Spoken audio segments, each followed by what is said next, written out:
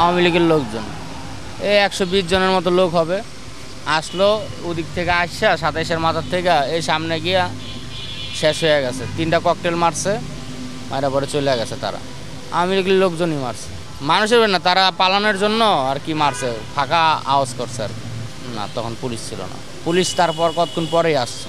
আমি মিছিল দেই না, আমি এমনি এরিয়া বসে আসছিলাম, তো হঠাৎ করে দিই যে মানে এরকম হুরজুং করেছিল, মানে দৌড় দিতে আছে মানুষ। তো কী ব্যাপার, মানুষ সবাই তাকে রয়েছে, তো আমরাও তাকে রয়েছি। হট করে মানে 8-20 আগে যায় দিই যে বড় বড় মানে 3-4টা আওয়াজ হচ্ছে, বিকট শব্দ। এই আমরা ডরের চড়ে যাই, ওই ওয়ালের চড়ে যায়, মানে ইয়ে রয়েছে যে কী কারবার, কী আসে বিষয়।